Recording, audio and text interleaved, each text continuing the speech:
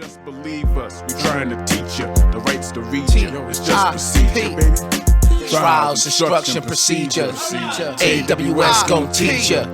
Trials, instruction, procedure. AWS gon' teach ya. Here's a tip, don't get it twisted. Welcome to Attorneys and Swag, the show you come to watch and learn about the law. I'm Eugene Toussaint, your host, and I'm here with a very special guest today.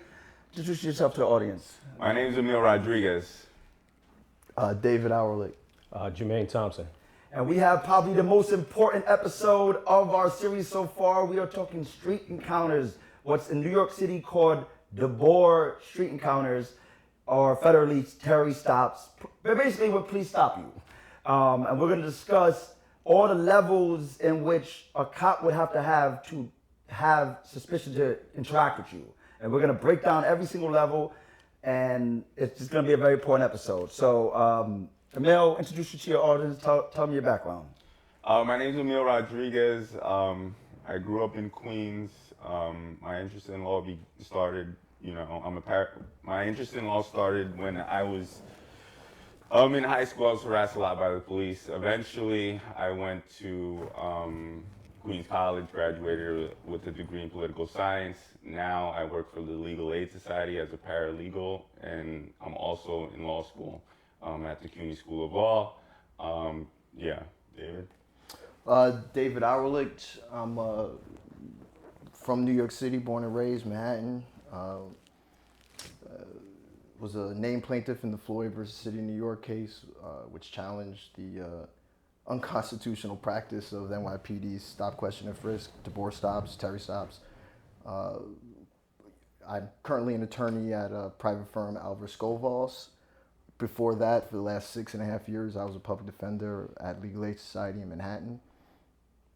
My interest in law started from just growing up as a black person in New York City and having those experiences with police since I was 15. It just starts back then, all the way up until forever, and probably even past that.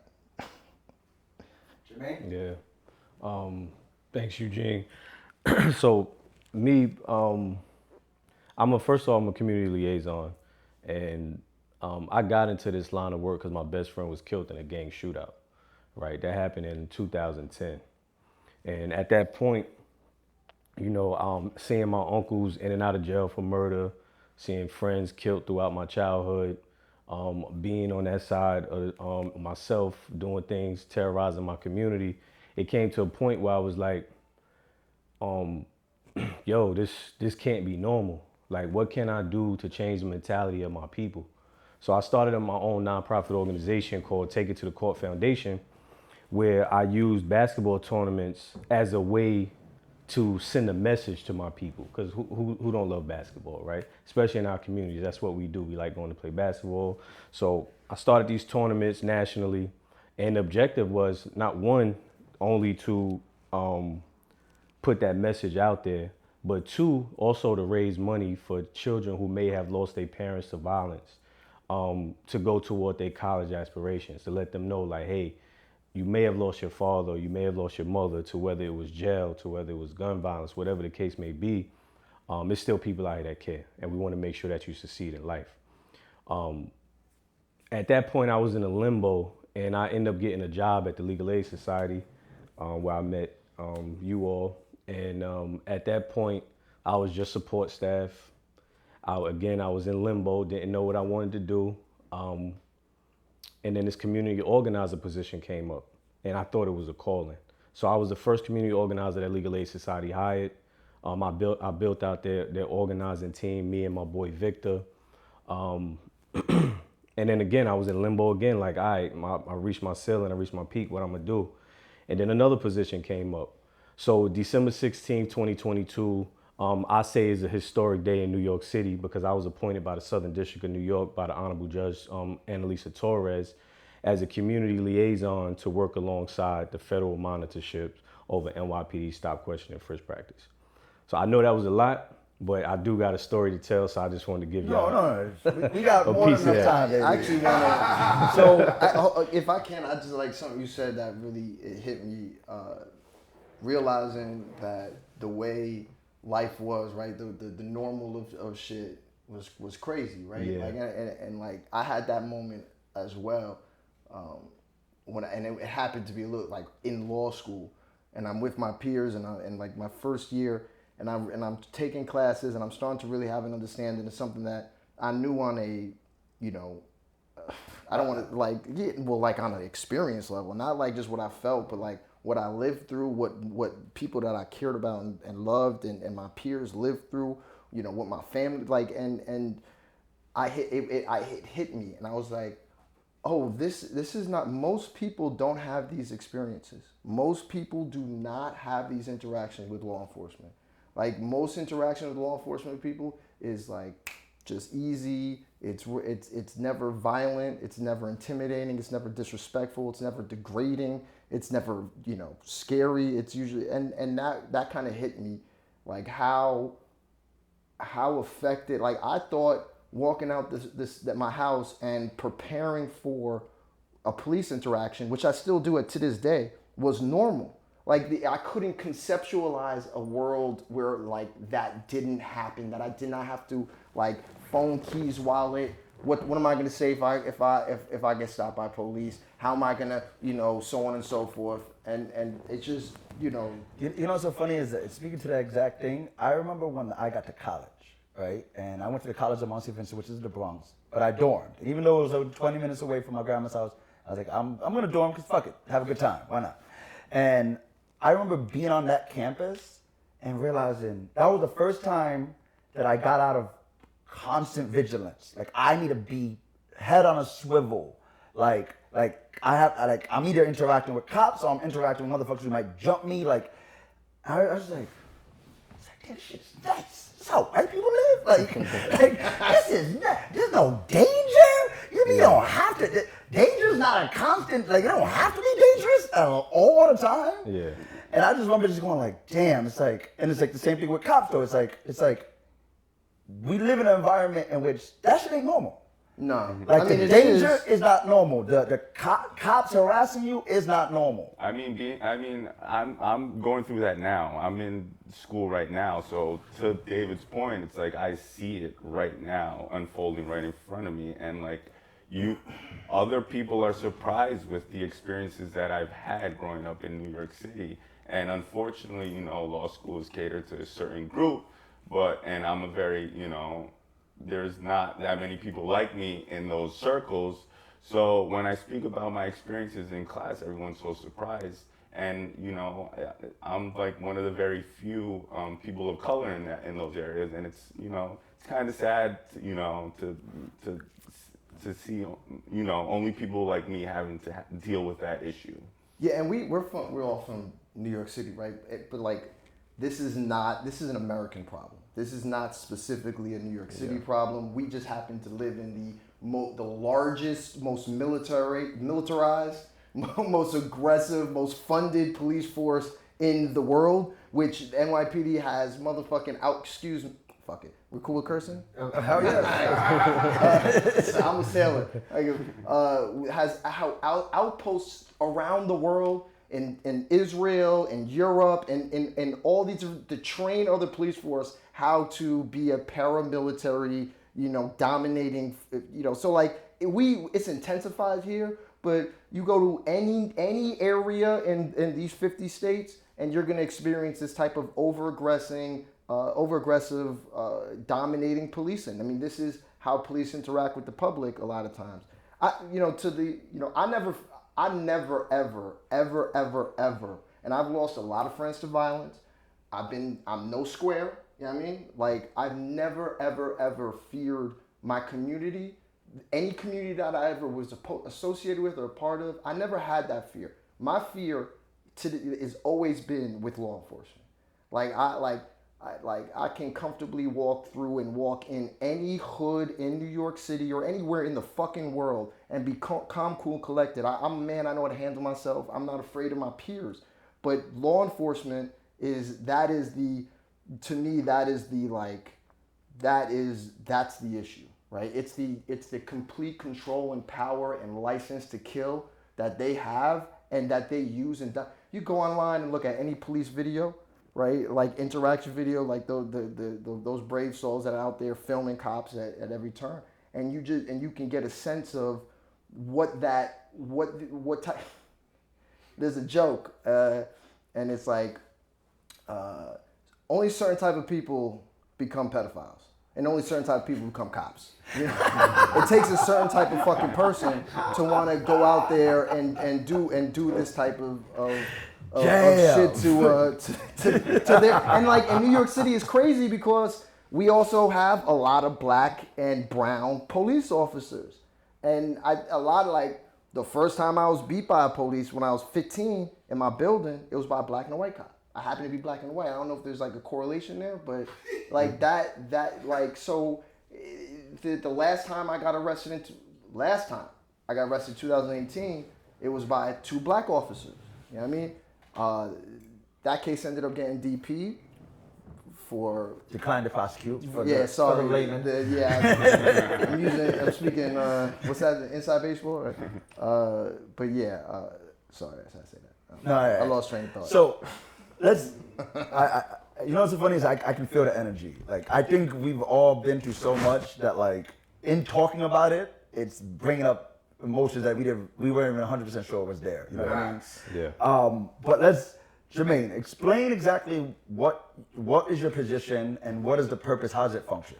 Yeah, so my position is, so I'm tasked to get feedback from impacted black and brown communities impacted by Stop, Question, and Frisk, general sense. I like to say that I am the voice for community, right? So I don't take my own ideologies and put into this process. I go into communities, I give them public education, which I'm big on, around what level 1, 2, and 3 encounters are, which is DeBour, Terry stops, things like that. Then after I do that, I then give them a chance to be able to tell their stories to me anonymously. It's first and foremost because I'm all about protecting community. I don't want anybody, giving their stories and thinking I'm exploiting them. So everything is anonymous. And I take exactly what they say, word for word. If they say I was stopped on 42nd and Queens Boulevard by 2 officers in an unmarked car, they had an all blue uniform that had NYPD police on the back, which is identifying as an NST officer to me. They threw me up against the wall and said, get your hands behind your fucking back. I am writing those exact words, get your hands behind your fucking back, when I report it to the courts, right? So I am not taking anything away from what they tell me. Whatever they tell me is what I write to the courts. If somebody say, hey, I was riding down on 42nd and I was walking on 42nd Queens Boulevard, 2 cops pulled me over and they was polite and they told me have a nice day. I'm writing that in the report. Whether good or bad, I'm writing it in a report, right? Whatever it is. So that is my process on how I view things, and that comes from the judge on this case saying that she wants anecdotal stories. She doesn't want the data because that's what the monitor's there for. Reading stop reports, viewing body-worn cameras, they're doing all the data stuff. She wants anecdotal stories. And this monitorship has been going on for 10 years, going on 11. It'll be 11 years in actually a month. August 12th will make 11 years. It's been going on for 11 years, and a lot of people don't even know it's a federal monitor viewing NYPD Stop, Question, and Frisk practices. So what I find interesting is you're the right person for that position, by the way. I appreciate that. I appreciate that. You're the right. That's everything you said. I just want you that everything. I agree. Thank you. You're the right man for that. Thank you. Yeah. So what is your experience in, so like, you ever heard of the concept like Eskimos have like 10 words for ice? No, You ever heard that concept? No, I never heard of So it. basically, because they deal with ice so much, it's not just snow and ice. It's like all these different levels, because maybe this is ice for making a building. Maybe this is ice for making a sleigh. Like, they have all these different words for ICE. Yeah. And that colors their experience. That colors the way that they can articulate what they're doing or not doing. We don't have many words for ICE. Motherfucker, it's ICE. Like, black ice. I mean, there's we got a couple words. Sleep. So, but like, I'm thinking of all the words. so, but like, in you explaining what we're really here for is to express the 4 levels of DeBour. What is their reaction to that? Do they are you teaching them a different language? Does it help them express their experiences better or frame it? Absolutely. I think, me personally, I'm big on public education. This is one thing, I'll take a step back just for a quick second. This is one thing that I prided myself on at the Legal Aid Society.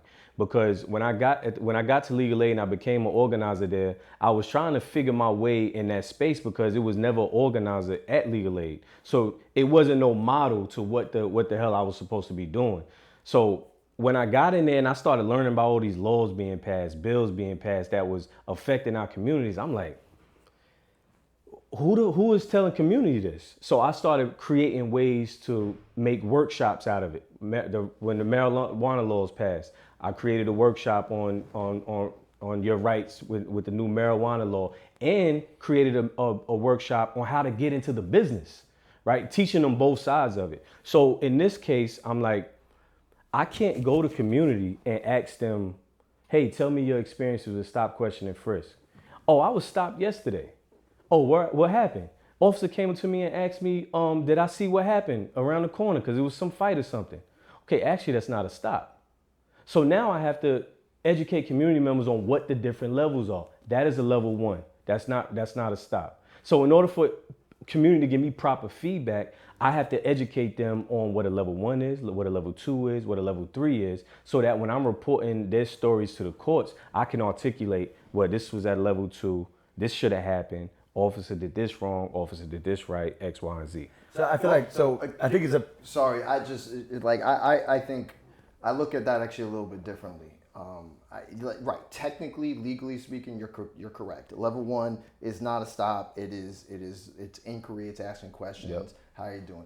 But like, I think like when you take like the text away and add all of the details to it, whenever a police officer says anything to somebody, minding their own business, they feel the need that they have to stop and engage. That's absolutely right? correct. And so then like even those innocuous type of like, you know, hey, did you, that becomes, especially in New York City where the police are so domineering and so aggressive and there's so many of them, even those type of mild interactions, like the police game is consent, right? It's getting you to consent to doing what they want to do, right? There's no real consent here because the power dynamic is in play.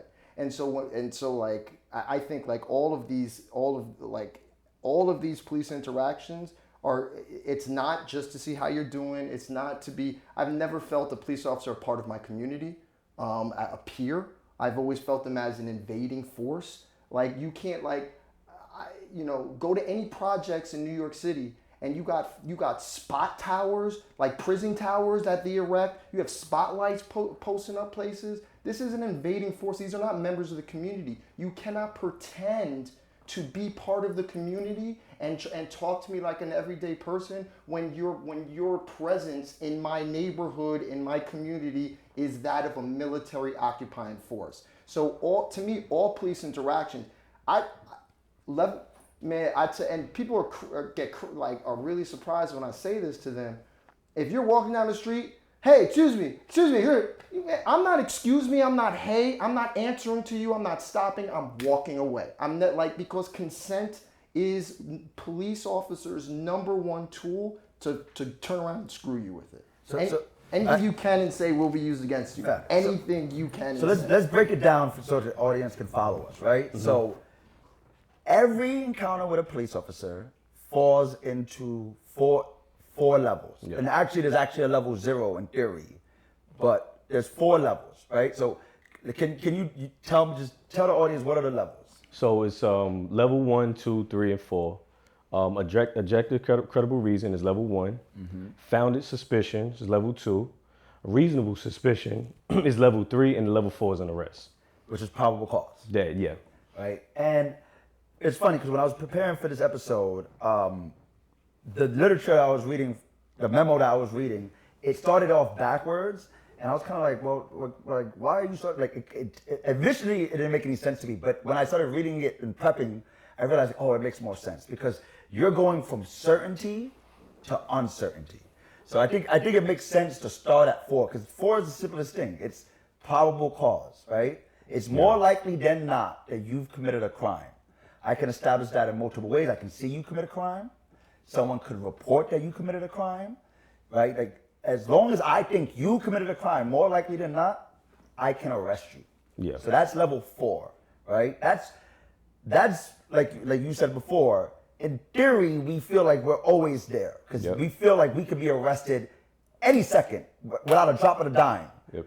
But it actually takes more than, like, I have to know you committed a specific crime. In a perfect world where policing is done, but like that's like that. I'm 36 years old. That's never been my experience as an attorney, as a public defender, as a criminal defense attorney, as a young adult, as a teenager. Like it's I mean, like this is the difference between like on paper legally and then like the implication of it. Police officers most of the time don't have the training and knowledge of like laws, and procedures. They go off of gut feeling. They go off of roll calls and what they're told, and then the culture of that thing. And like so, I mean, I agree. But also, like, the reality of it is the problem is the rules aren't. I mean, that's what the whole Floyd said. It was this was the nobody said that Terry stops when done properly, right, with the heavy eye rolling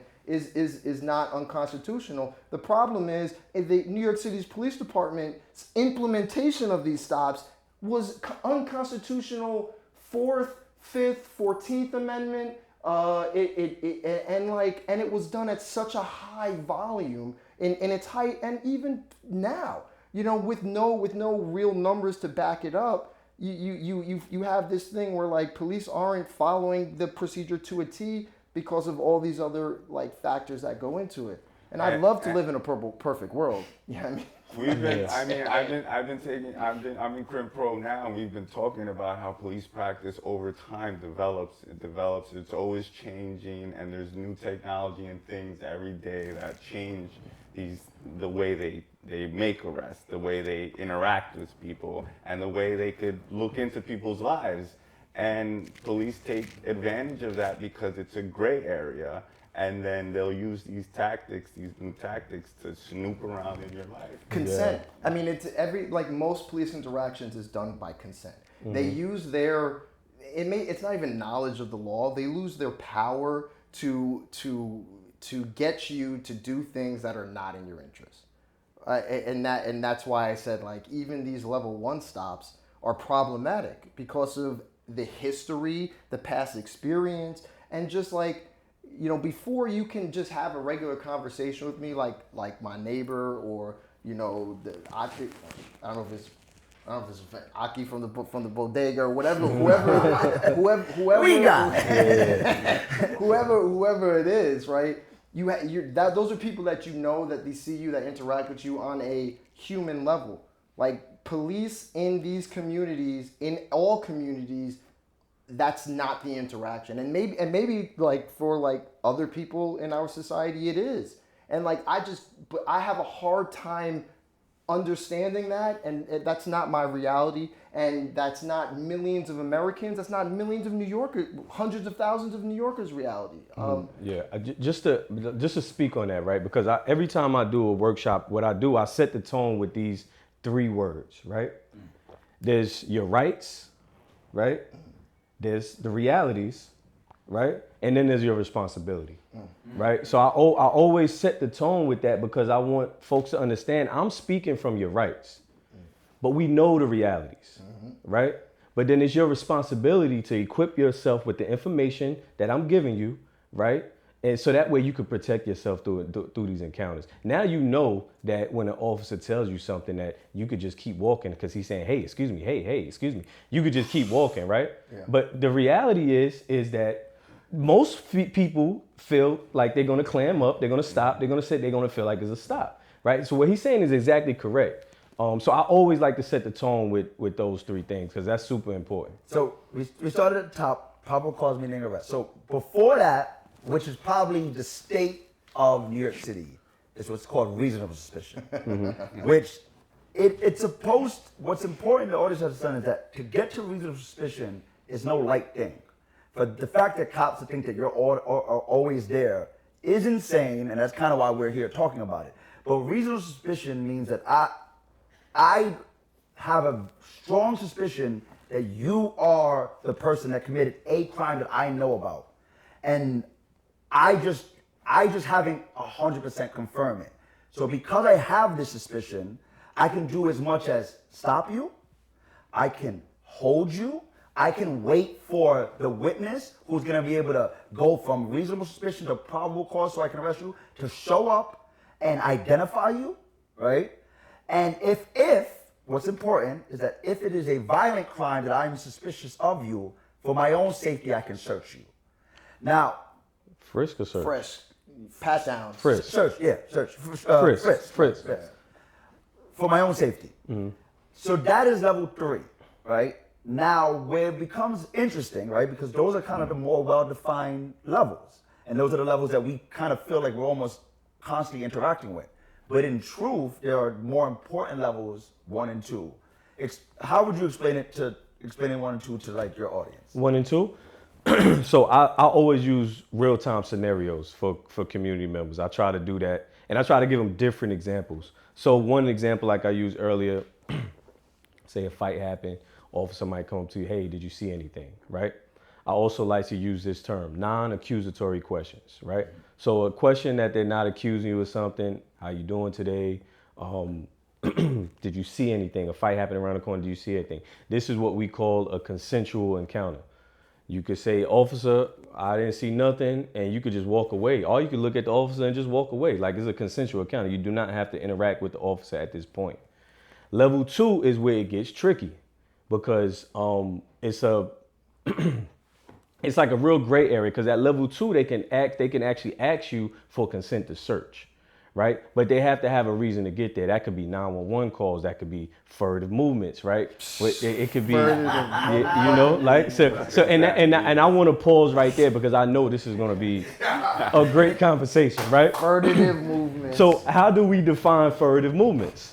Right? How the police officer defines it. So let's talk about how the police officer defines furtive movements. So furtive movement could be blading of the body, right? The officer walk by, you go like this, and it seems like you hiding something. Furtive movement could be you pulling at your waistband, right? Furtive movement could be you pulling your shirt down.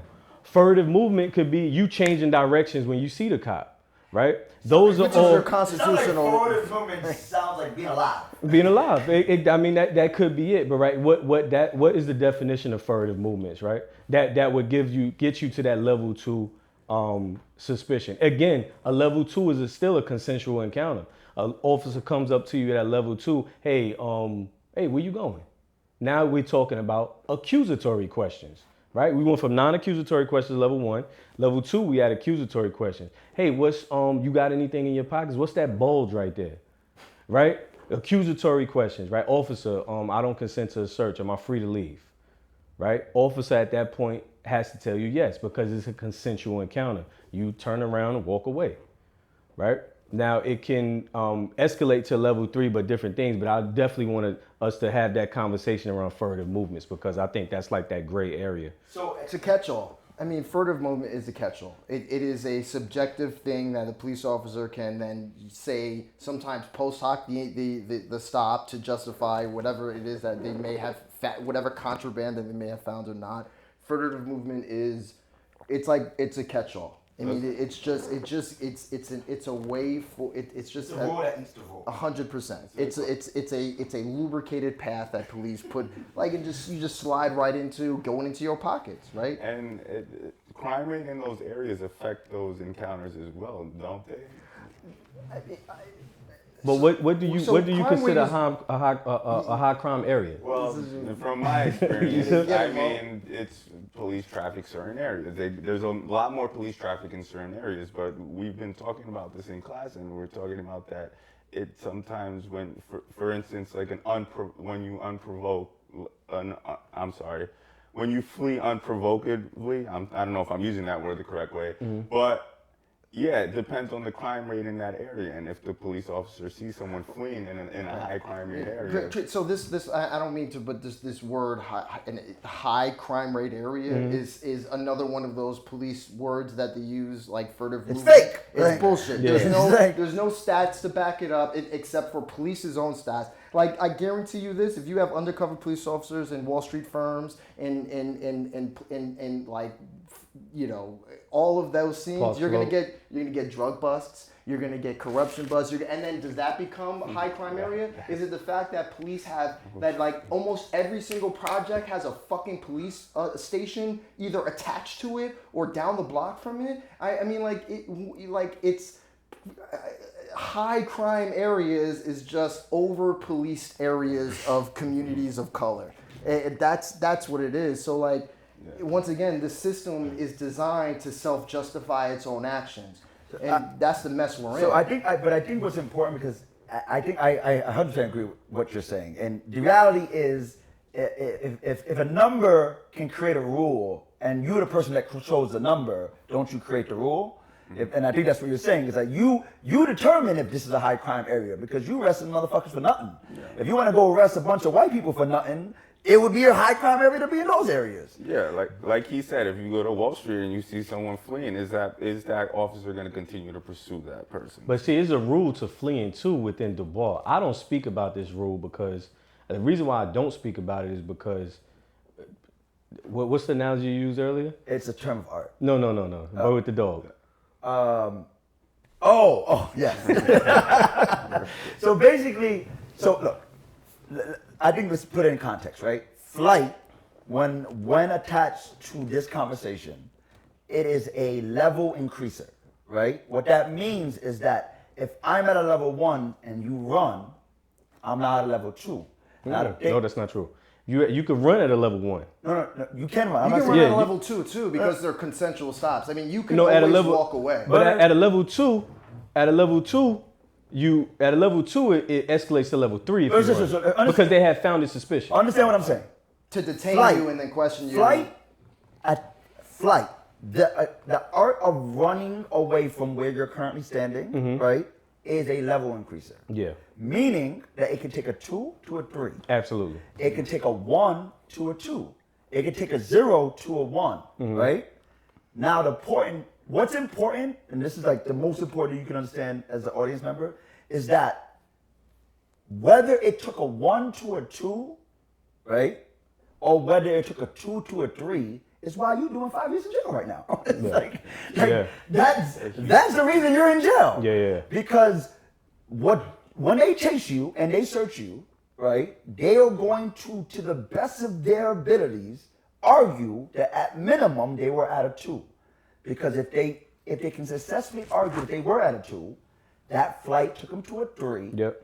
And because it took them to a 3, they not only could they grab you, stop you, for their safety, they can search you, right? Well, that's where I think it kind of gets like, so then, I mean, the search, the pat down, really, the search has to be a little bit more, right? The pat down in level 3, the frisk, it can only be if there is a violent crime or suspected violent crime associated with it, and it can only be on top of that if they see a bulge or something that they can check to see if it's a gun or not. So like, but it can't only be a bulge. It has to be an L-shaped bulge. It has to be a bulge that's identifying as a weapon. Exactly. Yes. Yep. And so like it's still like, you know, even if you run. Being in a high crime area means that you're suspected of a violent act. High crime could be drugs. It could be property crime. And so like it doesn't necessarily, it doesn't necessarily mean that police can then go into your pockets and find the drugs that it's. But you know. So the important clarification, right, is in this game that we're playing, right? Because what's going to happen is that they're going to stop you. They're going to find it, whatever they find or not find, right? Then it's going to become a game of did they do the correct thing? Yeah. And that game is going to be settled. It's a long ride away. You're going to get arraigned. You're going to get arrested at what's called a suppression hearing. At that suppression hearing is a done away aspect of it determine did they follow the rules? Did they violate your rights or did they not violate your rights? Yeah. Now, we've been talking about high crime area. We've been talking about erratic movement because these are all factors that contribute to a founded suspicion. Yeah. They are not one or the other don't get you there. It is a combination of all these things that can get you there. So if you, for example, if you're in a high crime area, I think let's be more specific. Let's say, for example, you're like, you know, those kind of like deserted, like in like construction places in industry Brooklyn, places, LIC. Like which like there's like heavy equipment, right? Yeah. So if you're in that area, that's I guess known for commercial burglaries because these buildings got nice shit in there. Yeah. And you're standing outside of that area, and you are being I can't pronounce that shit. Fugitive? Furtive movement? Furtive. Yeah. Sorry, my bad. I got speech impediment all day. And you're being furtive, right? Meaning you're looking around. You are being characteristically what we describe as a lookout. Yeah. So now, boom, we're in an area that we get burglarized a lot. You are looking like you are cops. Oh shit, cops. Shit. Like that can get you to a level 2, but it is the combination of those things that get you there. When you start to see the singularity, then they're nothing, but they're like the colors of a painting. Yeah. Like that's how the cop paints the story that they're gonna need to paint. Yeah. And they already know this before every stop, and like the reality of it is the justifications come after. Exactly. And so like you can't. That's a battle you're never gonna win. You know, just standing on a corner is you know, you lose because afterwards a cop can make one of the stops. The first stop that I testified to in the Floyd case, I was going to school in St. John's. I was coming back from school. I was walking down the street, dropped my girlfriend off at a job at a daycare. I was walking back up to the room I rented. Right, I'm walking up. I think it was like 169th or some shit like that. I don't know, it was a while ago. And a police officer is coming down in a little scooter. Right, and we make eye contact. Now, we make eye contact. I look him in his eyes, like, and I'm watching him, and like he's just like breaking his neck, turning by me, and I'm like, all right. And I keep walking, and get to the corner. He busts a U-turn, come back up on the side of me, gets out, you know, and it's like, where you going? What are you doing? Da da da, all that shit. I'm not gonna I'm not gonna. What's that word? Rehash it, relive it. There you go. Yeah. I relive it every day, but I'm not gonna rehash it. And so after the process goes, I get a disorderly conduct ticket, whatever. The process. Damn, how you came up with that? Because one of those catch-alls, you know. Hey, what was his justification? What did he say you did allegedly? No, there was no justification. It's because I mean, like the best way I could just tell you what happened. He pulls up, he gets out the car, he comes to me, he goes, "What are you doing? Where are you going?" I said, "What?" He's like, "Let me see your ID." I'm like, "No."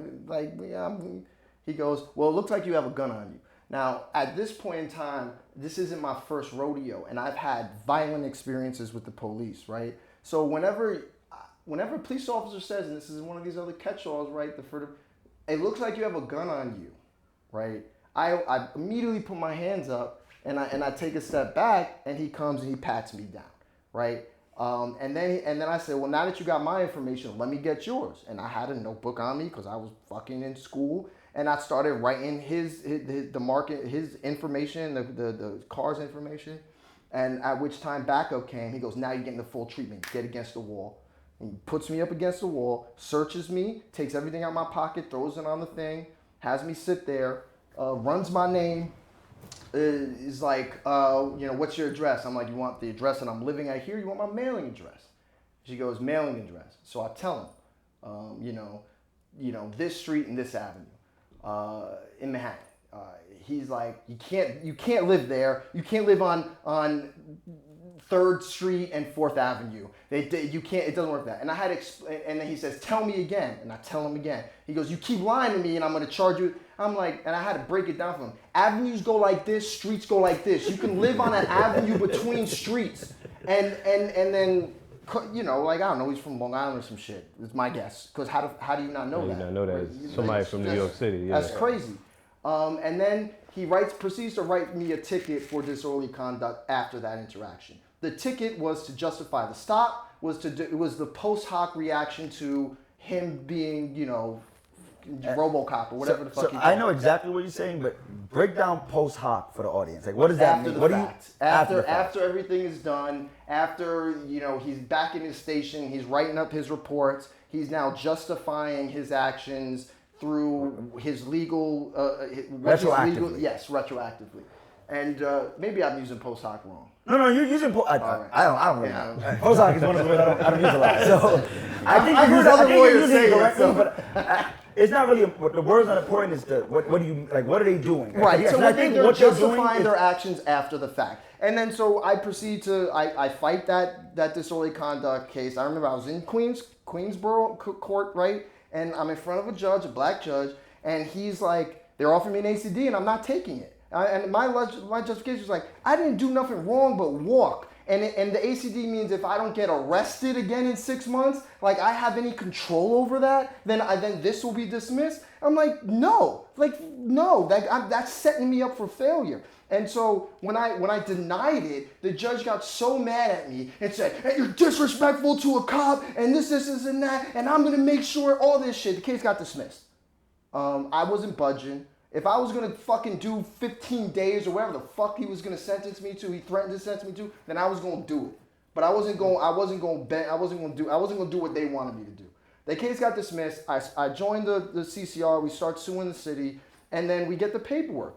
And this goes to Furtive. I know it's a long way to get there. I'm following, baby.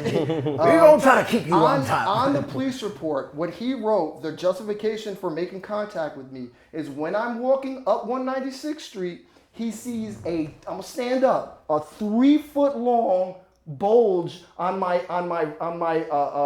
right side of my body, like a 3-foot. This is what he wrote, 3 feet long. Now, it's not true. But like that's how absolutely ridiculous these furtive movements are. And then when I was walking by, I was trying to hide the bulge. First of all, when he first searched me right here. He didn't go for the 3. Also, like, you know, this was like the early 2000s, but it wasn't like baggy pants. Like it was just a completely ridiculous justification that he did after the fact, that he had written me a ticket and then he made this stop to look for whatever the fuck he was looking for, drugs, guns, or whatever, or just he didn't like that I made eye contact with him. And I think it was very important for the audience to understand is that the reason why these rules are in place is because cops ain't supposed to be just shaking the place up, right? Like we are supposed to be able to live free society, freely, have a good day, go see some bitches, go see some side bitch. What the fuck we doing? We out here doing suspicious shit. Right. We're supposed to be able to do that shit freely, right? And if a cop is going to interrupt your day, there's supposed to be a reason. There's supposed to be a basis. Because if there isn't, we get into a code of personality. Like we get into like, well, what is the temperament of this cop? He's gonna be either a fuck your day up cop or not fuck your day up cop. All kind of cops are fuck your day up. Exactly. They're not making contact with you for no other reason. This is what I tell my clients all the time. Like when they were like, oh, this cop was looking out for me. I'm like, no, they weren't. Like if they were looking out for you, we wouldn't be having this conversation behind bars, right? Like if they were looking out for you, you'd be on your way.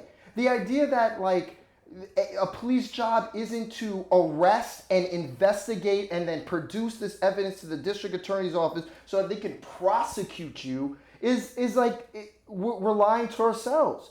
Like this is why I say like all police interactions in this world, in this landscape that has been created by, you know, whoever, whatever, right? It is in through that lens. There is no consensual stop. This is a power dynamic problem. This is all of those things.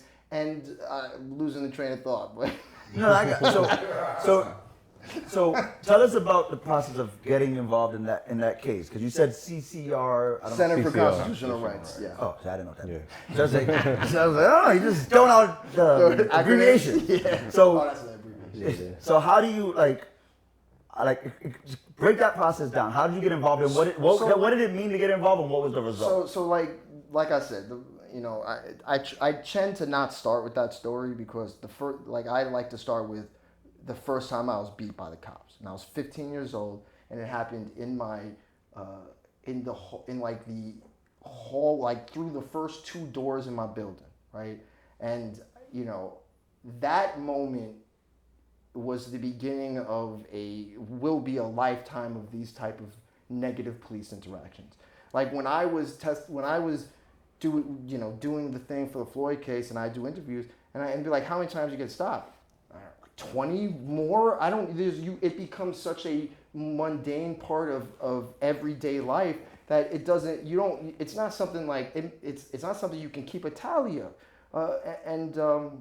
So but when that incident happened, I already had years of physical assaults, of false arrests, of literally like picked up off on the corner of my building, charged with robbery, went through motherfucking, the system to be DP'd where only one of my friends was then charged. I mean, like, this is like a lifetime of these type of experiences. And then I was in college. I was doing everything that you're supposed to be doing in society. I was like on the right path. And this shit was still, not that I was ever off the right path, or whatever the fuck that means. But like, being a fucking kid, whatever, right? But like, then it continued happening, and it had after that incident that I said, I immediately called my parents and I broke down, because it's not like, it wasn't an inconvenience like the fucking Bloomberg and fucking Kelly were saying, like these are just like routine. No, this is a history of violence and trauma and domination and belittling and all of this stuff to kids with our young malleable brains, right? And so by the time I was 19 when I joined the Floyd case, I called my parents, cried, broke down. My mom had read an article in the paper about a guy who lived in the Bronx, black man, who was getting stopped by the street crime unit a lot, and my mom's reached out to him, and he directed her to the Center of Constitutional Rights, and my mom then reached out to them, and they were like, we want to speak to your son, and I went down there and I told them, and by this time, one other stop had happened in the same area where I was living in Queens, right? And I told them about those two stops, and that day they're like, we want you a part of this, and I signed on. I mean, so like it was a moment of fed upness. It was a moment of like this, like, so like, what am I? I was tired of being a victim. I was tired of feeling powerless and having no voice and not being able to, live my life without fear and being dominated and oppressed by the people that are supposed to protect, like the people that are supposed to protect us. I will never call the cops, ever, to this day. There's no scenario where I will ever call the police. That is a destruction of our society, because I'm not the only fucking person that feels that way. I'm not. And they, like, is it my fault? No, it's not. I had an interaction recently where, there was some road rage and someone pulled out a gun on me and they started chasing me, and I saw a police officer and I pulled them to the side and they didn't do anything. He called me. Yeah. He called me and not at 911. Yeah, you know what I mean? Like I did call 911, but they didn't. Bro, my girl. Chill. We can't associate no more. If we can edit it if we want. Please edit that shit out. We can edit that. My girl was in the car. She was in the car. Oh, so she called the police. Yes. Now, okay, they say that. But like I was genuinely concerned for my safety. No, you should. But they didn't didn't do anything. That's my point. You shouldn't have a second guess to call the police, right? Like that. I guess like you should. That's what. That's what you should. Fucking job. But we were on the phone with them, but then they told the people, the 911 caller told us to flag down the police officer that we saw, and we did, and they did nothing. Luckily, he saw us pull up to the police officer, and he got off of my back after the fact that he showed me a gun. But yeah, they did nothing. And to your point, you know what I'm saying? It's like, they're useless. It's crazy. They're just harassing. Go to people spend a day in Central Bookings. They're very busy.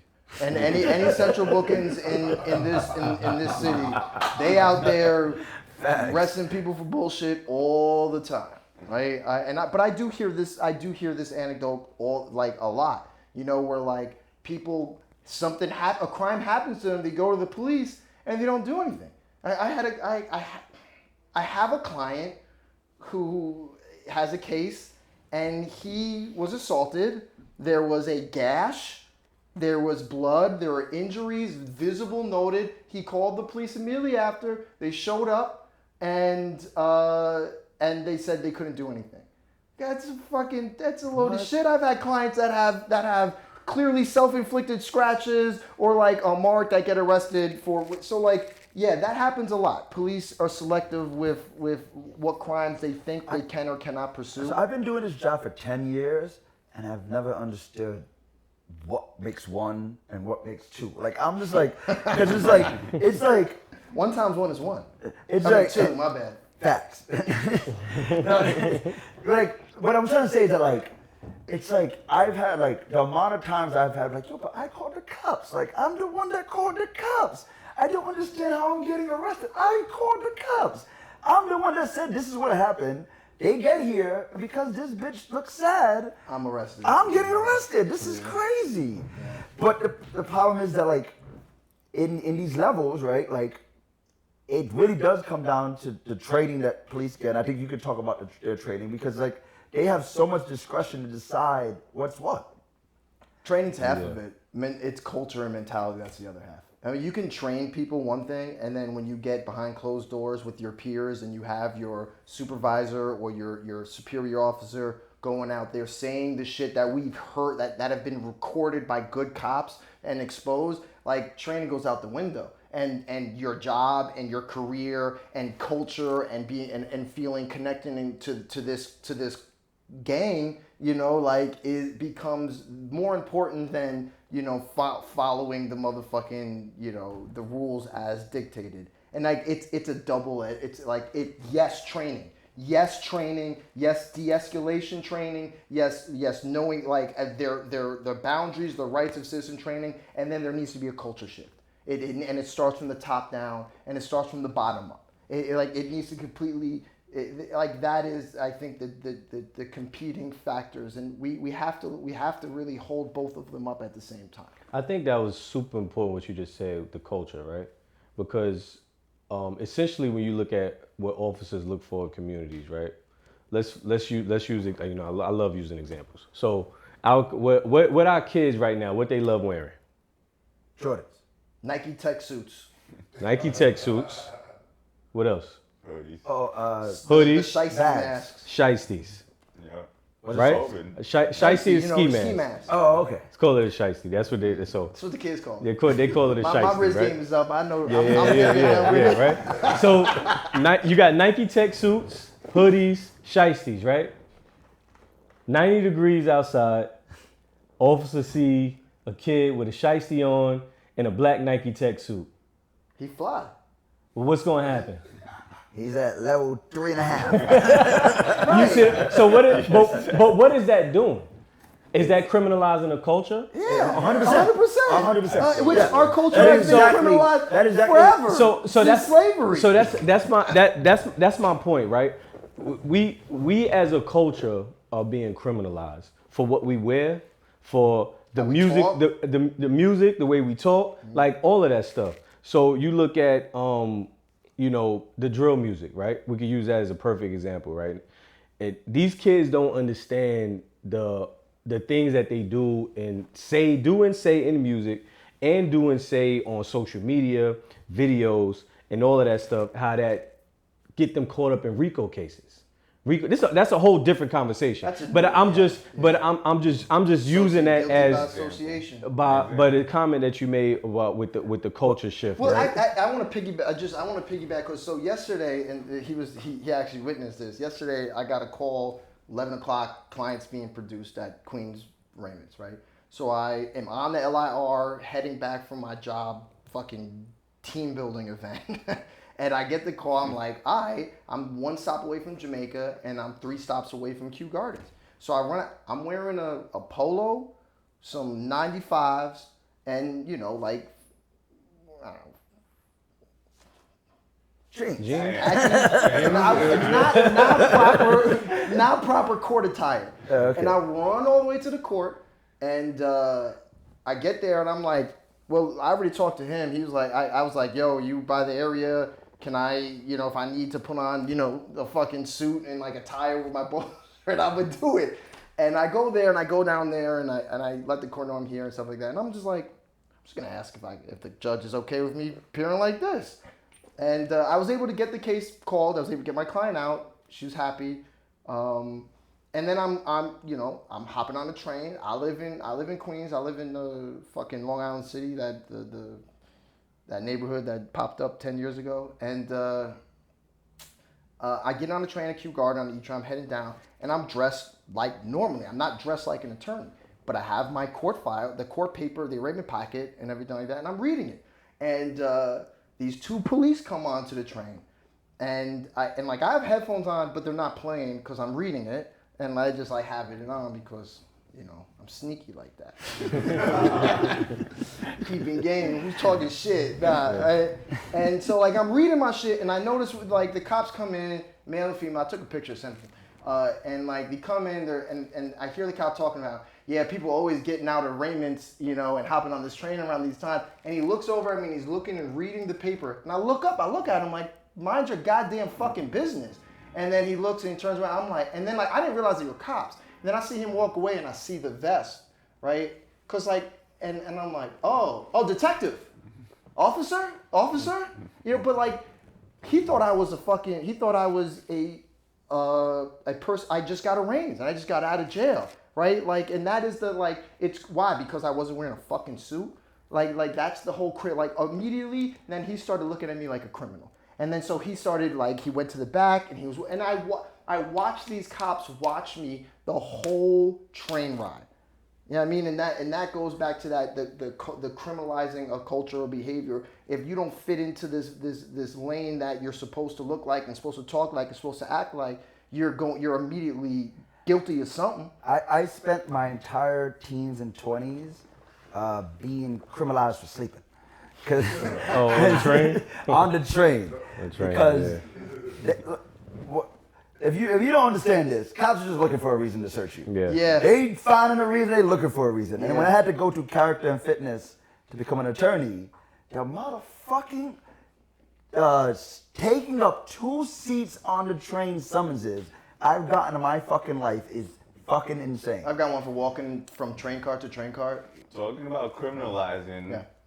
To touch on what we were talking about earlier, but when I finally did flag a police officer down and he started asking me questions, why would anyone be chasing you with a gun? And he made it seem like you're right. You're guilty. And he was trying to separate me from my girl, and he started asking her questions without me around her. And I had to What level was this, do you think? I'm not sure. But he was like, "What? You're in a like I said, a high crime rate area. It was East New York. Yeah, whatever. And he's like, Furtive movement. Why would anyone? Taking the 2 train cards and all those. You a victim of a crime? These crimes in the air. Oh, so what did you do to deserve being a victim of a crime? And when I got to the precinct, they're like asking me for my ID. They didn't. Oh, you went to the precinct? I called you. Well, the reason why I called you was because I wasn't sure if I should file the police report, because there's it's an ethical issue for me, and these are our clients. So like sometimes, but I generally felt for him I was more concerned about my girl. But the fact that, I called you because of the fact that like it was an ethical issue for me. I wasn't like I didn't want this person to get arrested. When I was making the police report, I kept saying something that seemed to look like a gun. I didn't say a gun. They wanted me to say a gun, but I was like, it seemed like he pulled out a gun. But like at the end of the day, like they were criminalizing me when I went to, discuss this with law enforcement, and they did absolutely nothing. I was sitting in the prison. I don't want to put you on the spot, right? But I actually want to use that as an example for level 2. Yeah. Right? I want to use that as an example, right? Yeah, I'm gonna keep saying this. I love examples. So I'm gonna use that as an example as a level 2 because one part of a level 2 that people don't understand are 911 calls, right? So let's use your example, right? Emil, somebody brandished a gun at him. He says, he calls 911. It doesn't give his name, it's anonymous. Anonymous call, description. Light-skinned male, all black, all black on, this happened on the corner of Queens and Queens Boulevard, 42nd Street. Officers pull up, is four black men on the corner. 3 of them have all black on. One have an all black, one hat to the back, one hat to the front, one doesn't have a hat at all, right? So now the officers need to figure out which one it is, right? When they approach them, they're looking to look for weapons. They can't identify any L-shaped material, so they asking, can they search? Everybody declining the search, right? Now everybody's saying, am I free to leave? The officers has to say yes, right? But usually what happens they don't is answer that question. They won't answer the question, or they will say yes, but they will try to continue a conversation. So they may say, yo, those 97s right there, I got the same ones, right? You like those? You got anything else? And while they're doing that, the partner is like, hey, can we get that 911 caller back on the phone? We need a little more description, right? Because that's a level 2. Now let's say they get the 911 caller back on the phone. They say, oh yeah, he had a hat to the back and it was red and black, right? Now they got a definitive description, right? Now they identify, now we at a level 3. Exactly. So 911 calls play a part in the different levels too, which a lot of people don't understand. When a cop approach you, somebody might have called the cops. So this is a very important segue that probably fucking could be its own episode, which is called Aguilar-Spinelli, right? And Aguilar-Spinelli is basically the test that determines exactly what you're speaking about. When it comes to information that a cop does not have first-hand knowledge, so he didn't see it happen, the test is basis of knowledge and reliability, right? Basis of knowledge comes, how do you know what you know? Are you, as the witness, saying you saw it?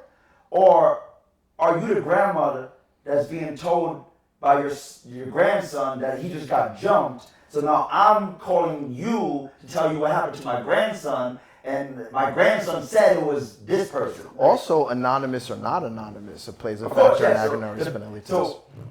So that goes to reliability. Right. Mm-hmm. Basis of knowledge is purely, what are you telling me, and where did you get it from? Because where you got it from, and whether it's firsthand to somebody, is important to the credibility of what you're stating. The next one is reliability, right? What is the like? Were you able to observe the person for 10 minutes or for 10 seconds, right? That determines the reliability of what you're saying. Did you see it through a camera, or did you see it face to face? You know what I mean? Yeah. And then what happens is what you describe starts to affect the reliability, because if you name 10 things, tall, black, white shirt, red jeans, black sneakers, that's a lot of factors. A lot of information, yeah. The moment I see someone that fits that entire description, your thing becomes super reliable. Yep. Because of that, you described a crime, a violent crime, this guy's immediately at level 3. And this goes back to the whole criminalizing culture thing, right? Because like, we have uniforms in our culture, right? We have things that we wear, that can identify, you know, who's a part of the community or not. Yeah. And so when it's like, there's that old joke. It's like we have a black male between 15 and 35, 5 foot to 6'5". That, you know, it's like it lit like these, even like when like how many of us got Nikes on right now? All right. You know, like they're all black except for Emil's, right? It's like it's like if the description is white guy about 5'8" to 6 foot tall, you know, from about 20 to 35, wearing a suit. And tattoos. Yeah, I mean, like, and then they go to Wall Street, and then they can just stop every fucking person, you know, like all of these, yeah, man, it's like. Well, I think the point that you're getting to is that these rules are easily manipulated. They're easily abused. They're subjective. They're meant to be applied with a fine-tooth comb, but in reality, they're not. Yeah. Right? And it's like, geez, so what we're describing, we're talking about is theoretically how these rules work. Yeah. Right. But in truth, in practice, they're never going to be applied the way we're describing. Correct. Yeah. It's going to happen after the fact that everything we're describing ends up mattering. It's going to be a suppression hearing, right? And Jay, if you, for the audience, just break down the process that will eventually get someone to a suppression hearing. They have to get arrested, they have to get arraigned. Motions need to be filed, requesting, you know, Matt Huntley Dunaway hearings, depending on if there's statements, if there's ID, if there's evidence found on the person. Then prior to the trial part, we do hearings, and it depends on what jurisdiction you're in. They're either bifurcated or not, right? They're either done separately or they're done within that process. You do the hearings, the police witnesses come up, you know, they make their testimonies, we cross-examine them, we make our argument to the judge, and then the judge decides. And then, right, depending on jurisdiction and where it is, then you go immediately into jury selection. And you start the case based off of what evidence can or can't be brought in based off of what we're talking about, the hearing and the proper procedure being followed. And what is the standard for the hearing? What is the mechanical process of Dunaway? It's preponderance. Well, to start off, let me help just in case, because I just read this today. Like, obviously I'm supposed to know this, but like, we're all fresh my recollection. So, fresh my recollection. What you as the burden is initially on the defense attorney. They have to establish that it was a warrantless arrest/search. Like that they came upon their property with a warrantless interaction. Because if there's a warrant, there's already been a judge who's determined that there is probable cause. Mm-hmm. So it's to a certain degree you almost skip the hearing because it's established. A judge already agreed that there was what needed to be there. Right. So boom, we established it's warrantless. The burden shifts to the prosecution to prove to the respondents of the evidence that what they did was constitutional. Right. That they went through the steps and got to where they got to legally following the rules of the law. Is that a fair assessment of what that? And then what happens is if it turns out that they did not do it correctly, whatever fruit that they poisonous tree. So explain the fruit of poisonous tree. Fruit of poisonous tree means if it's a term of art that we use.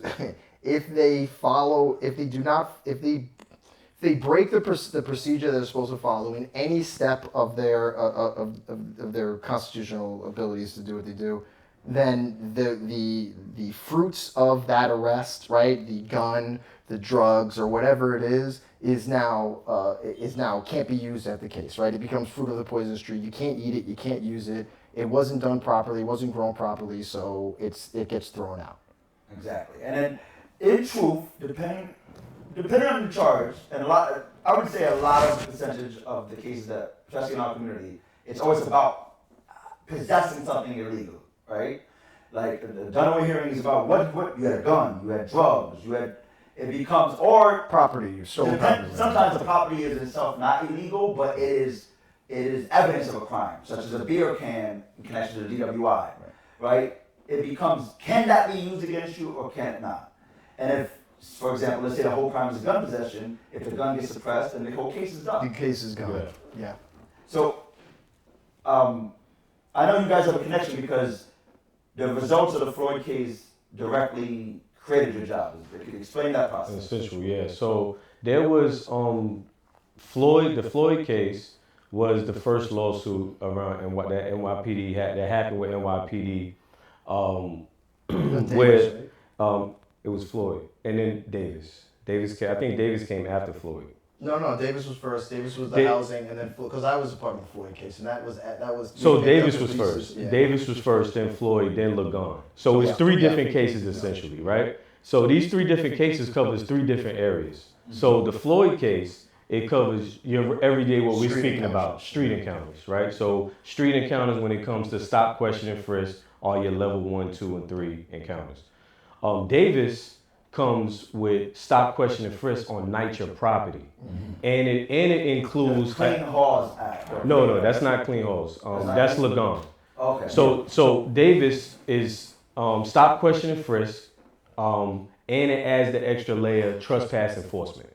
Okay. Right. So that's on NYCHA property. Yes. And then Liaison is what a program that NYPD had called Operation Clean Halls, which allowed landlords of private buildings to sign an affidavit saying that officers can come and do vertical patrols in privatized buildings. That ended in October of 2020. So NYPD is not supposed to be conducting those vertical patrols no more. But the case is still open because there's reason to believe that it's still happening. And this is because like just growing up in the city, right? And every time I'd be at like a friend's house in the projects or whatever, you know, how many times I'm gonna take the stairs because the elevator is the elevator, right? And you walk downstairs and police are walking up, right? Like the police patrol.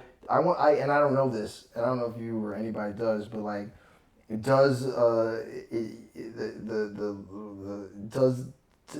the private building like does housing count as like a private landlord given the authority because it's city property? Yeah, can police just still walk up and down the building? Yeah, so NYCHA actually has a contract with NYPD, and that's why they're able to do that, right?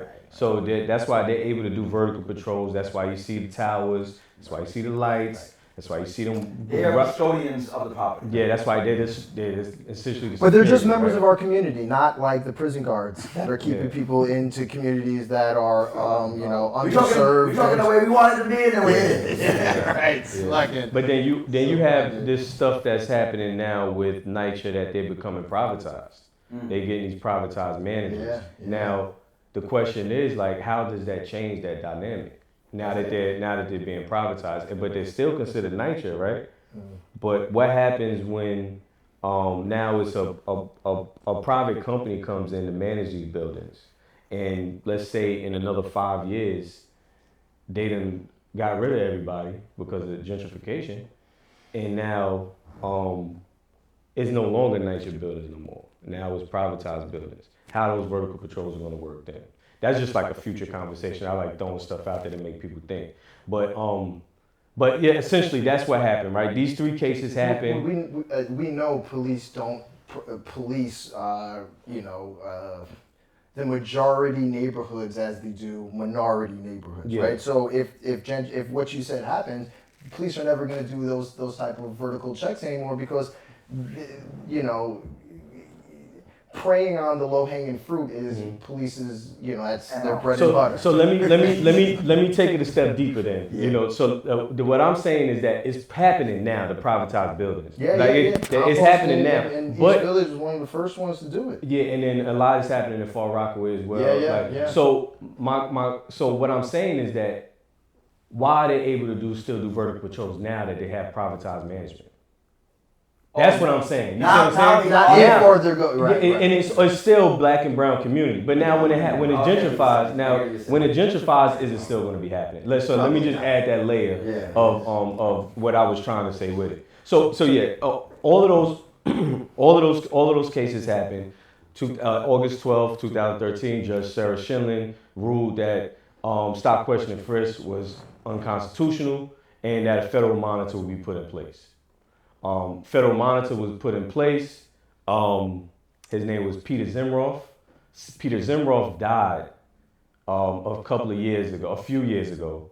And at that point, Mylan Dinnerstein took over the monitorship in November of 22, I believe. She took over. So she's been in place for a couple of months. And she was the one that was like, okay, this has been going on too long. We need community input. Let's get a community liaison. But I do want to mention that they did do something called the JRP, the Joint Remedial Process, where they had Judge Ariel Berlin come in and Janine Barrett. Janine Barrett is now the Inspector General of NYPD. They went out and did focus groups and stuff like that to get feedback from community. And correct me if I'm wrong, David, out of this JRP is how body-worn cameras came about. Yeah, that's been a godsend. It has. It really has. And I know there was. I remember when, it hadn't been implemented yet, and there were defense attorneys and people that are advocates for the community kind of cautious because first of all, our communities are over monitored and over policed anyway. So to have another camera in that was a scary thing. But I think it is absolutely proven to be a invaluable tool for us doing our job. It's harder for police to lie. They still do. They still do. I have cross-examined cops who give a testimony. I asked them if they viewed their body-worn camera prior to coming to court. They said yes, and then I play it. And I'm like, will you tell me when you see when you see this person, do you see tints on the car? Or when you tell me to stop the tape when you see my client stumble out of the car.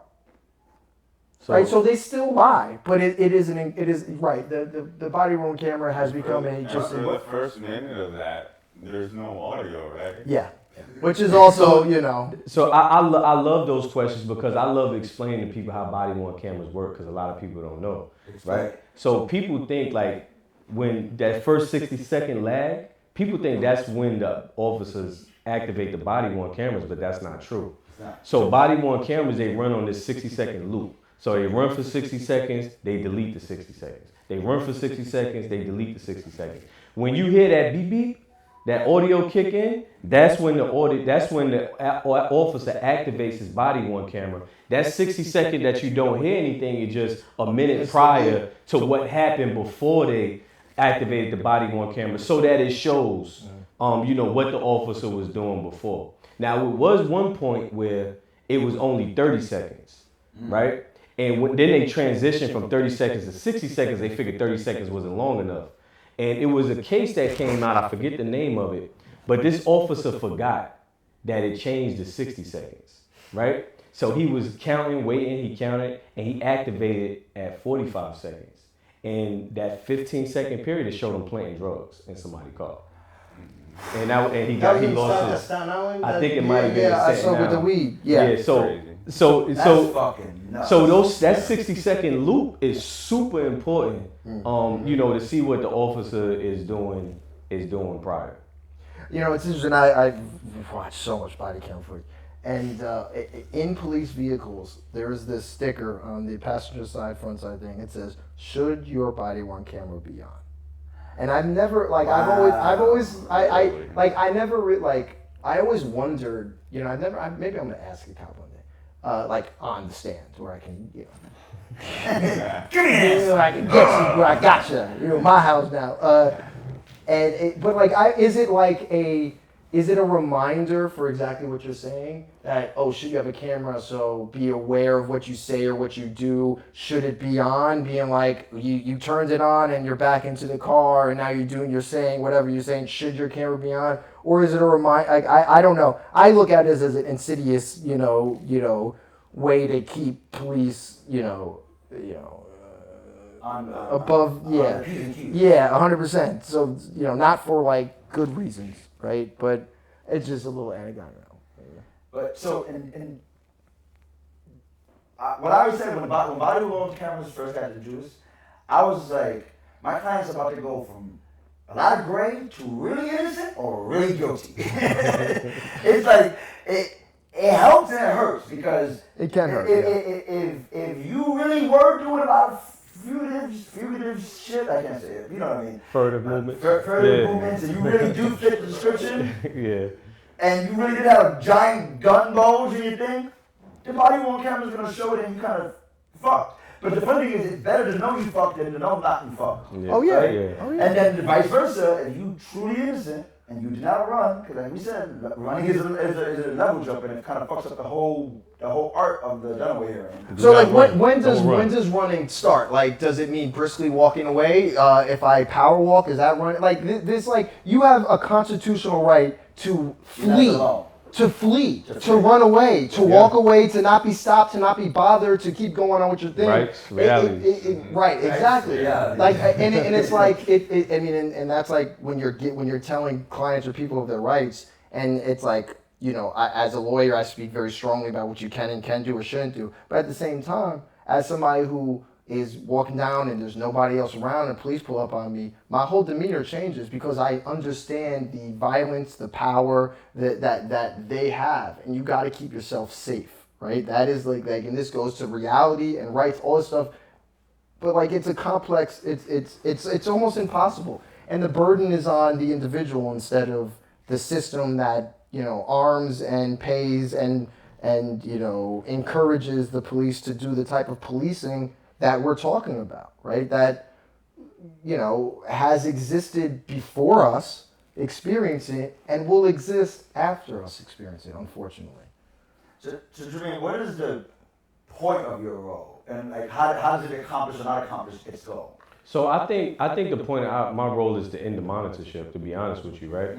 Because the monitors have been looking at, like I said earlier, all this data, stop reports, body worn cameras, things like this.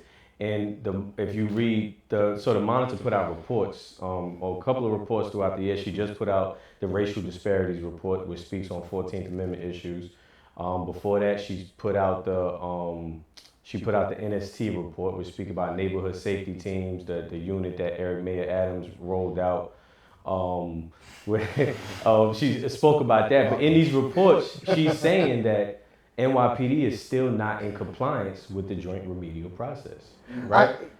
So what is that supposed to mean? What that means is that they're not in compliance. So in order to fully see what's going on and what's happening in communities, they have to bring community into the space to hear anecdotal stories in real time what's happening. I'm not collecting feedback from somebody that was like, yo, in 1989, you know, I was walking down and the detectives hit me in the back. I'm not collecting the type of feedback. I'm collecting feedback. Yo, last week I was walking down the street in Brownsville, and officer came up to me and he just started searching me out of nowhere. And I told him I didn't consent, but he kept doing it. Okay, so and I start asking him identifying questions. Do you remember what kind of car that officer was driving? He was in one of the plane cars. Okay, how many officers was it? It was 3 officers. Do you remember what kind of uniform they was? Nah, I don't remember that. I'm like, okay, so it could be NST officers, could be PST officers, could be CRT, right? What's the difference? I don't know. NST is neighborhood safety team. Okay. PST is public safety team. CRT is what Critical the hood, service, the hood calls it the khaki pants dudes, right? Right? So, and that's community response team. So What the fuck? Those sound like the same. Those 3 names for the same thing. What's the difference? We got rid of the specialized policing, the street crime units, and then just like instead of having a street crime unit, we just broke it up and it had these different names for it. Basically, rebranded the same shit. So let me touch on that real quick. So a lot of people think when de Blasio got rid of the thing, when the whole defund police movement was happening, when he got rid of anti-crime unit, that they were gone. Yeah. What happened was they were taken out of plain clothes, they were put into uniforms and named PST. So really they didn't go nowhere. But then when crime started supposedly going up based on what media was saying, they like, oh, these defund the police people, they see they messing up our city. But really the unit never went nowhere. They just changed the name and put them in uniforms. Put a nice hat and a bow tie on a piece of shit. And put them in uniforms. That's it. But yeah, so I ask identifying questions like that, right? And if they can't give me those answers, I start asking time. What time did it happen? What day was it?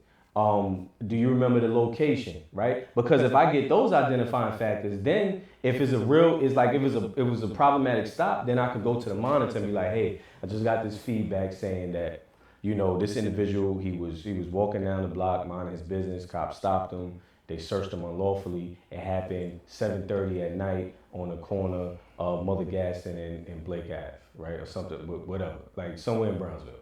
Right, happened on that corner. The monitor's gonna go, okay, that's a 7-3 precinct.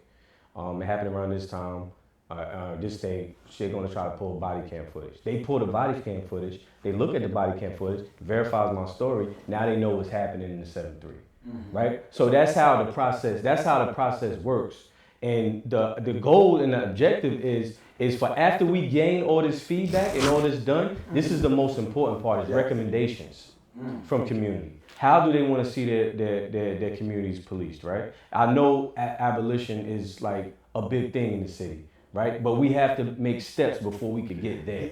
And the recommendation part is important because that's how body-worn cameras came about through the monitorship, and a lot of people don't know that, right? So I'm excited to get to that point, but I'm not rushing to get to that point because we want to make sure we fill in the blanks in between. I think personally, what I would like to see happen that I think would have a drastic change in police and interactions is police officers should not have guns. Take away guns from police officers. We live in a city that's one of the safest cities. There was like under 400 homicides last year in a city of 8.5 million people that live here. Not to mention the people that travel here from the surrounding areas. You got 20 plus million people in this city, every given day. And so we talk about the low number of homicides and violent crimes.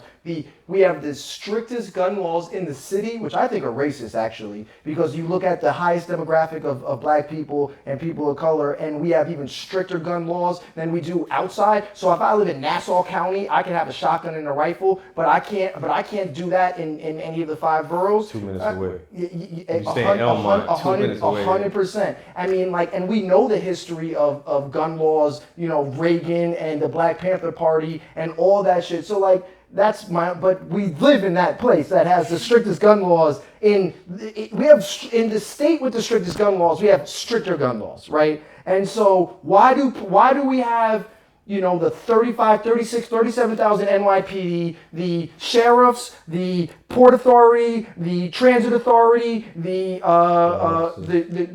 court officers. I like court officers. But that's the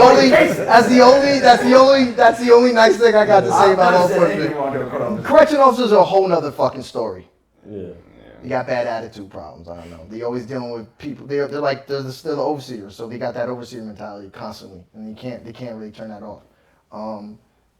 No disrespect. Fuck it. Come on the show. That's wrong. No, keep that in. No, but so police should not have guns. It's just this idea of the idea of fear. The idea of that is such a dominating control. There are statistics. When I was in law school, I was looking at from a 10-year period from 2004 to 2014. There were 1,100 deaths of officers in the line of duty. Right? Maybe about, and I don't know the exact statistics, but I know I'm in the range with these numbers. I don't know how to look it up. Half of them were more than half. The largest sector of them were vehicle crashes, right? Wow. The next one under that, it was 400 or so were guns.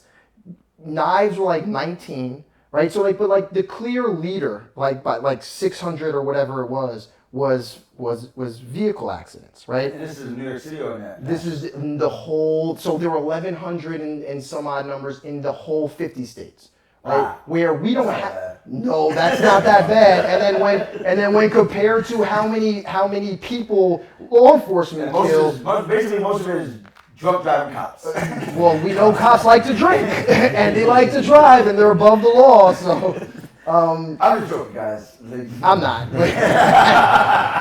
Nah, but when you break down the statistics and you look at the numbers, like a police officer, there are a lot It's a more. safe fucking job. It's a very safe job. There are a lot more dangers. The cab drivers are more subject to acts of gun violence than a police officer is. So like this idea that police officers should have a gun that holds 17 and fires really fast, and they're trained to shoot to kill because their safety is more important than the citizens around them or the person that they're policing safety. This goes to their training and the mentality.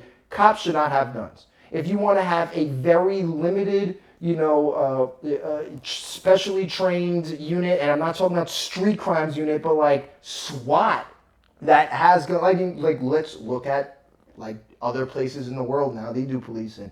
I'm gonna bring up fucking England and the UK. Most cops do not have guns. Can they get access to a gun if needed? Absolutely. They call a certain person up. It's in their car. There's a procedure to do it. But then you look at how many cops kill people in UK versus here, and how many cops are killed there versus here, and like there are actual numbers that can support these things. But we're not dealing in a world with facts and numbers. We're dealing with emotions. We're dealing with interest groups, interest groups. That's the right, like the perpetuation of fear that the media just shoves down our throats is disgusting. Like, we live in a society of fear. This is the richest, safest fucking country in the world. Maybe that's not true. But this is one of the safest. Don't call me on that. Take that one out. No, but this is one of the safest cities in the world, right? Yes, and so, what are we doing? Right? Like, I think if you take away guns from cops, this is like the de-arming. Like, this is how, as the community, can now come closer to you, because that thing on your hip that you're so easy to use, if your authority is tested, is no longer in play. Yeah. And I think meet us halfway. Meet us halfway. Like, literally show you as public servants have the responsibility and the job to earn my trust. You have to earn my trust. We have we've been talking for however long about why they don't have our trust and why they haven't earned it, and the consequences of that. And you de-arm police, that is a real step forward to the police coming to the community and having a world where they know the people and they can have interactions that aren't, or just domineering based off of the power play. Germain, do you think that's a recommendation that the NYPD would ever take seriously?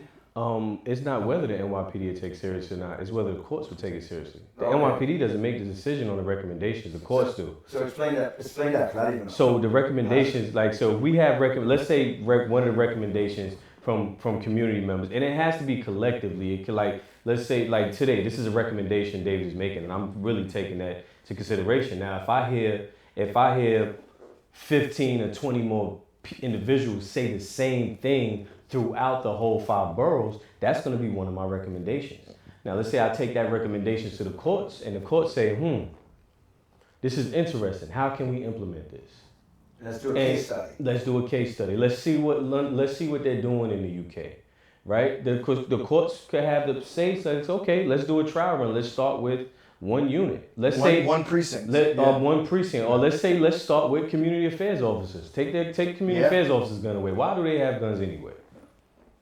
Right? So it can happen, but that's how the process would work. It would be up to the courts on how they would implement that. And is the judge's consideration of these recommendations like attached to like a rule of law, like a certain metrics of consideration, or is it just the discretion? Honestly, I'm not going to speak on nothing I don't know for sure. But I'm not sure of that whole process. But definitely, I will find out. I could get back to you on that. I guess that's something more that the federal monitor. Yeah, the federal monitor may be able to explain that, and then of course the judge herself. But that's something that I'm not too sure of. All right. And so you spoke before, that body-worn cameras came out of this process. What are significant changes has come out of this process thus far? As far as I know, I think that's probably the one that I think a lot of recommendations was made during the JRP, the joint remedial process. It's that thing's like 300 and something pages long. But a lot of recommendations came out of it. But I think the body-worn camera was the one that really took. Came out of it. A lot of recommendations was made, but I think the body worn camera one was the one that really stuck. Okay. Do you foresee, like, where are we currently at? Like, are we considering recommending? Like, I guess if we had to give an audience like a temperature check of where we currently at. So that's a great question, because what I did was I publicly filed my community engagement plan maybe like 2 months ago. Okay. So it's public for everyone to view, or they could go to the website, and I'll give that in a minute. But my community engagement plan, I broke it down into 4 components, right? Component 1 is, of course, like community outreach, right? Outreach to community members, organizations, so forth like that. Component 2 is info sessions, which I talk about public education, educating community members on level 1, level 2, level 3 encounters, so on and so forth, the history of the monitorship, all of that, because nobody knows the monitorship exists. Then component 3 is feedback sessions. This is where we hone in on gaining feedback through survey form, through questions that we're working with an organization to help us formulate questions that's going to help us extract the information that we want, right? And then the last one is I call like closing the gap, where we'll get recommendations. We'll go back into communities that we went into and explain what's going to happen next to that process. So that's the process that we're taking. And right now we are still in that info session stage where we're educating community members. So we're at component 2. But what I always like to say, that doesn't mean that we're not at component 3, like we're not gaining feedback.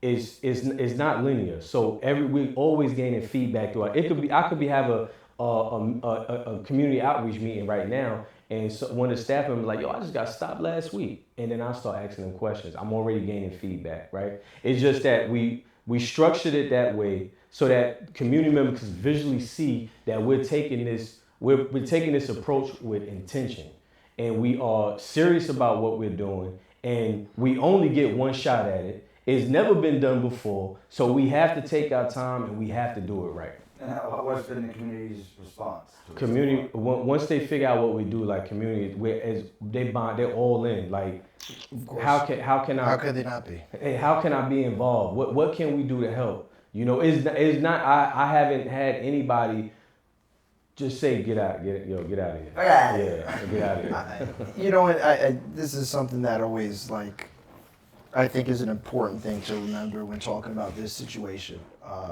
All of this stuff is in place. All of this has happened based off of, court proceedings, rulings of unconstitutionalness by these practices, the Terry stop, the DeBour's stops that the NYPD is doing.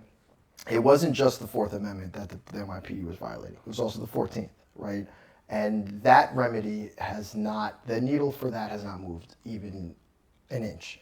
If you look at the demographics back at the height of stop and question and frisk. So before you continue, break that down for the layman, right? Because I know exactly what you're saying, but explain what you're saying to someone who doesn't even know what the 14th Amendment is. Okay, so the 14th Amendment is equal protection under the law, right? It is, you cannot discriminate or target somebody based on their protected class. Race, gender, religion, so on and so forth. Sexuality. And so it makes sure that there are laws that cannot be done that violate one of these protected classes' rights. They can't target them. Maybe not a very good description. Of that sounds accurate. All right, cool. So so what you're saying is racial discrimination. Changes have been made, but they're not tackling that aspect of their abuse. Because they're still enforcing the laws.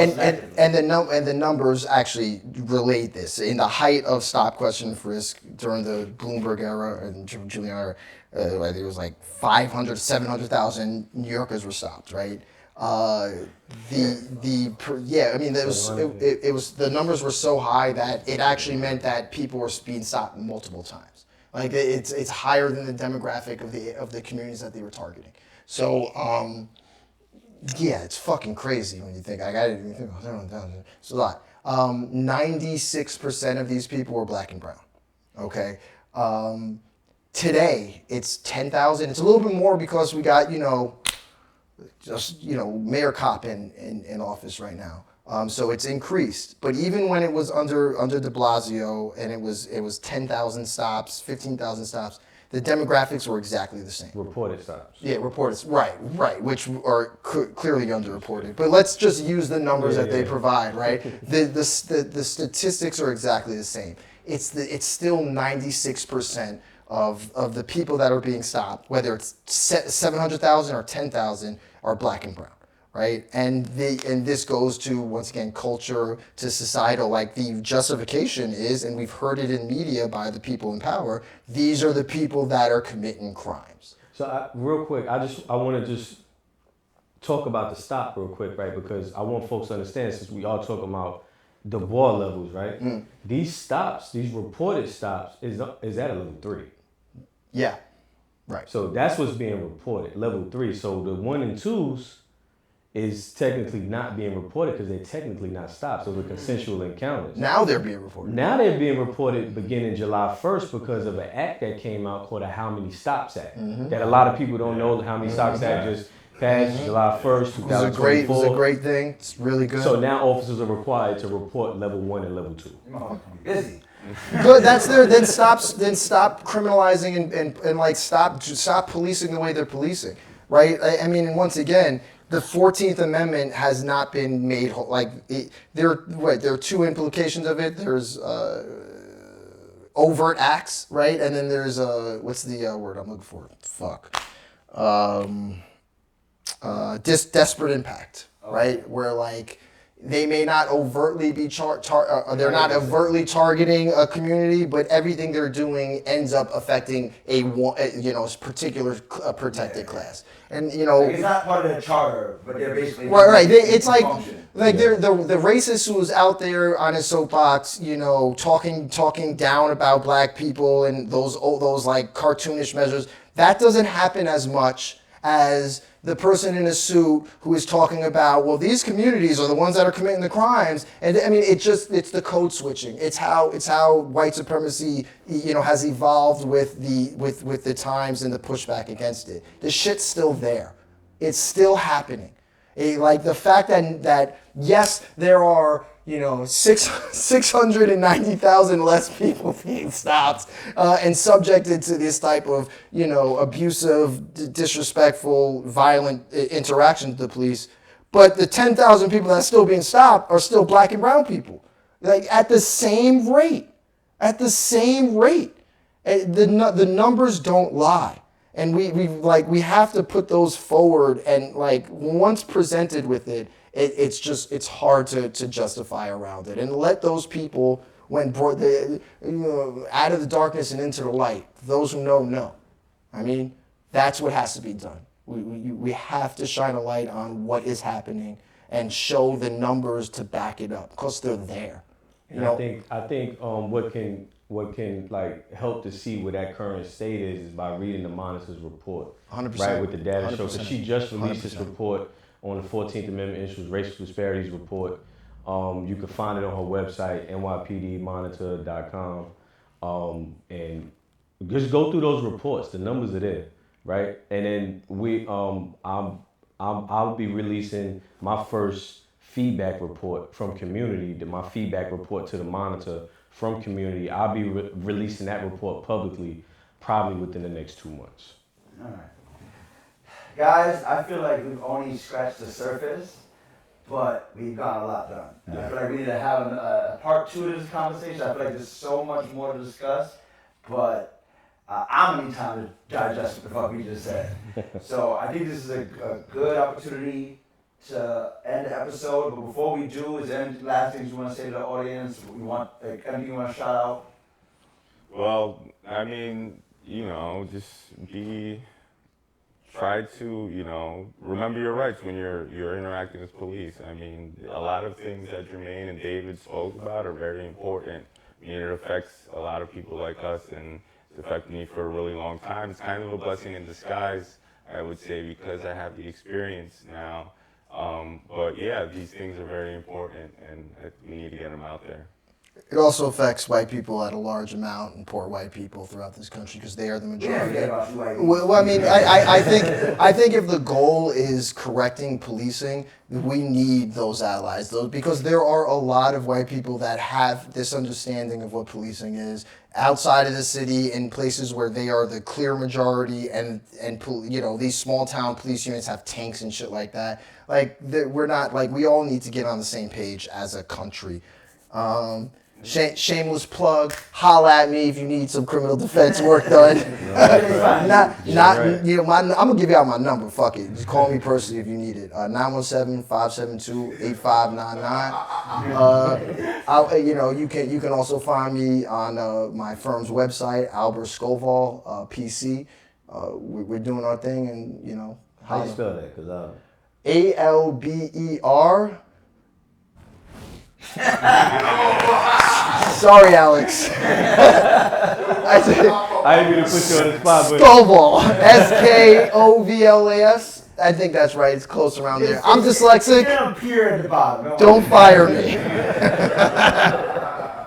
Oh man. So for me, you know, what you said, Emil, about people knowing your rights, right? I'm gonna leave y'all with something that I created at Legal Aid Society called the 6 R's, right? If you remember these 6 R's, right, you are most likely to get your way out of a police encounter safely. Run through them real quick. Do not reach. Do not run. Refuse all searches. Request an attorney. My favorite one, remain silent.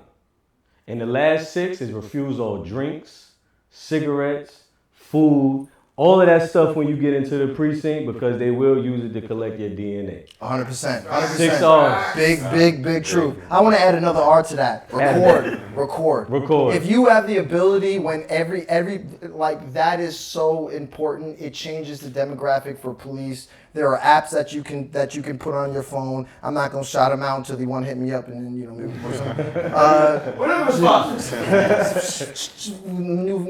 new view of life.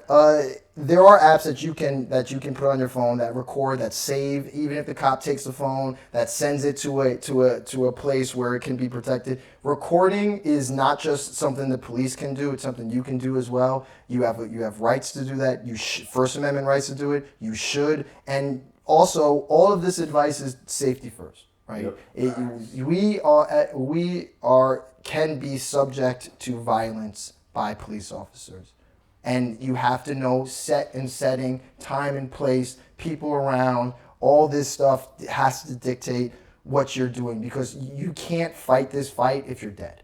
And the police have that power. So the 6 R's just turned into 7 R's. Better number. Now we got 7 R's. Yeah. It's the God number. That's right. So you could find me on my office on Instagram at Office of the Community Liaison. A lot of people don't know how to spell liaison. It's Liaison, not Liason. Liaison. And because you'd be surprised at how many people do that. Instagram website, same thing, www.officeofthecommunityliaison.com. You can find our reports on there, community engagement plans, how to link with us, how to give feedback. Most importantly, please tap in with us. If you're an organization, you want us to come out, give info sessions, collect feedback, reach out to us. And just to put my information out there, I do work for the Legal Aid Society in Queens. You could always visit our office, or call the number. You could Google the number. I'm always willing to hear you out, find ways to, find you an attorney, or, remind you of the 7 R's now, those are the things that I hear people come in with issues like this all the time, and I'm always happy to find a resolution for them, because I'm out here for my community. And just one last thing, I really want to thank Attorneys with Swag for having me here. Having platforms like this to be able to give this type of information, I think is super important. So appreciate you. Yeah, it's been a great time, guys. If you like what you saw, please leave a comment, please like, please share, please subscribe. Tell us If you have any questions, we do a little roundup, top questions, we will answer them. We're here for you. Hope you had a good time. Yeah. Turn your energy up. Too wild. Turn your energy up. Turn your energy up. Turn your energy up. No style. Turn your energy up. No work. Turn your energy up. Too wild. Turn your energy up. Turn your energy up. Turn your energy up. No style. Turn your energy up. No work. Turn your energy up. Too wild. Turn your energy up. Turn your energy up. Turn your energy up. No weakness, just energy, just energy, just energy. No weakness, just energy, energy, just energy. No weakness, just energy, just energy.